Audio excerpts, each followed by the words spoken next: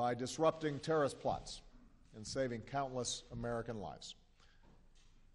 Among an outstanding national security team, I am especially grateful to Leon Panetta, who has led the CIA and our military with incredible skill.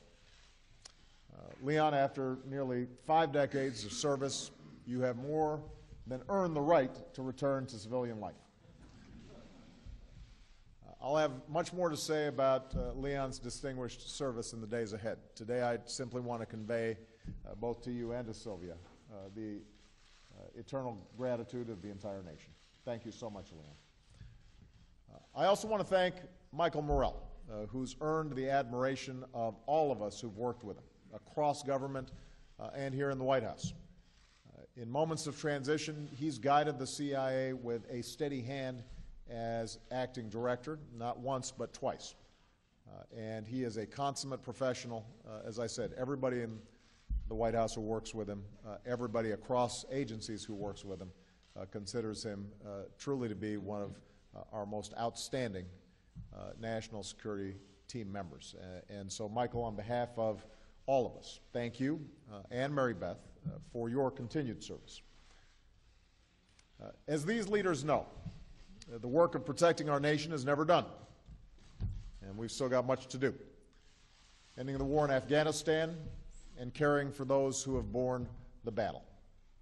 Preparing for the full range of threats, from the unconventional to the conventional, including things like cybersecurity. And within our military, continuing to ensure that our men and women in uniform can serve the country they love, no matter who they love. To help meet the challenges of our time, I'm proud to announce my choice for 2 key members of my national security team. Chuck Hagel for Secretary of Defense, and John Brennan for Director of the Central Intelligence Agency. Now, Chuck Hagel is the leader that our troops deserve.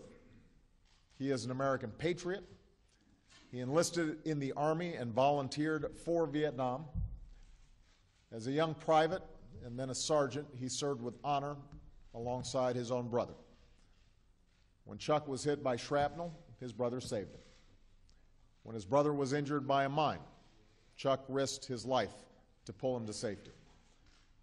To this day, Chuck bears the scars and the shrapnel from the battles he fought in our name. Chuck Hagel's leadership of our military would be historic. He'd be the first person of enlisted rank to serve as Secretary of Defense, one of the few secretaries who've been wounded in war, and the first Vietnam veteran to lead the department. As I saw during our visits together to Afghanistan and Iraq, in Chuck Hagel, our troops see a decorated combat veteran of character and strength. They see one of their own. Chuck's a champion of our troops and our veterans and our military families. As a leader at the VA, he fought to give our veterans the benefits they deserved. As head of the USO, he devoted himself to caring for our troops. Having studied under the GI Bill himself, he helped lead the fight for the post-9/11 GI Bill, so today's returning heroes can get their education too.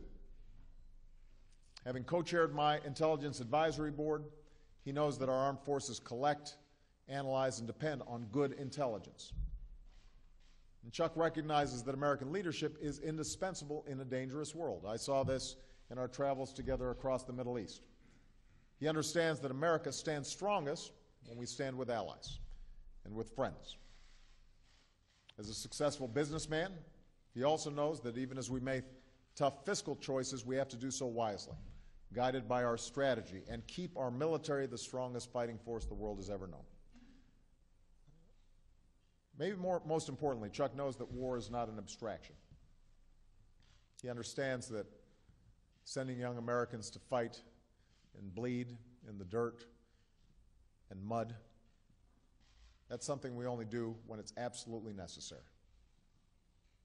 My frame of reference, he has said, is geared towards the guy at the bottom who's doing the fighting and the dying.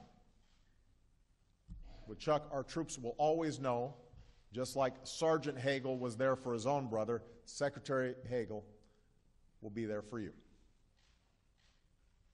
And finally, Chuck represents the bipartisan tradition that we need more of in Washington. For his independence and commitment to consensus, he's earned the respect of national security and military leaders, Republicans and Democrats, including me. In the Senate, I came to admire his courage and his judgment, his willingness to speak his mind, even if it wasn't popular, even if it defied the conventional wisdom. And that's exactly the spirit I want on my national security team. A recognition that when it comes to the defense of our country, we are not Democrats or Republicans, we are Americans. Each of us has a responsibility, Chuck has said, to be guided not by the interests of our party or our president even, but by the interests of our country. So, Chuck, I thank you and Lilibet for agreeing to serve once more in the interests of our country. Now, when I'm on the subject of patriots, let me say a few words about John Brennan. In John Brennan, the men and women of the CIA will have the leadership of one of our nation's most skilled and respected intelligence professionals, not to mention that unique combination of smarts and strength that he claims comes from growing up in New Jersey. A 25-year veteran of the CIA, John knows what our national security demands. Intelligence that provides policymakers with the facts, strong analytic insights, and a keen understanding of a dynamic world. Given his extensive experience and travels, which include, by the way, traveling through the Arabian Peninsula where he camped with tribesmen in the desert, John has an invaluable perspective on the forces, the history, the culture, the politics, economics, the desire for human dignity, driving so much of the changes in today's world. Having held senior management, analytic, and operational positions at the agency, John's committed to investing in the range of intelligence capabilities we need, technical and human. He literally built and then led the National Counterterrorism Center. And he knows the risks that our intelligence professionals face every day. John has lost colleagues and friends, heroes whose stars now grace that memorial wall at Langley. For the last 4 years, as my advisor for counterterrorism and homeland security, John developed and has overseen our comprehensive counterterrorism strategy, a collaborative effort across the government, including intelligence and defense and homeland security and law enforcement agencies. And so think about the results. More Al-Qaeda leaders and commanders have been removed from the battlefield than at any time since 9/11. Their communications, recruiting, training, finances are all under enormous strain, all of which makes it harder to plan and carry out large-scale attacks against our homeland. And our entire team, including our exceptional Director of National Intelligence, Jim Clapper, will remain relentless against Al-Qaeda and its affiliates. In all this work, John has been tireless. People here in the White House work hard, but John is legendary even in the White House for working hard. He is one of the hardest working public servants I've ever seen. I'm not sure he's slept in 4 years.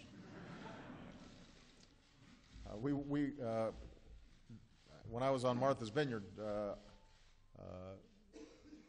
John came and did the press briefing. It was in the summer, it's August. He's in full suit and tie. And one of the reporters asked him, don't you ever get any downtime?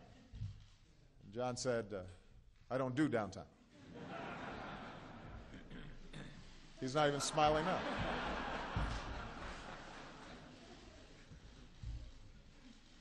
There's another reason I value John so much, and that is his integrity and his commitment to the values that define us as Americans.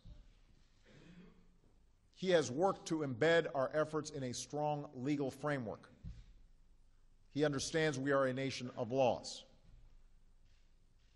In moments of debate and decision, he asks the tough questions, and he insists on high and rigorous standards.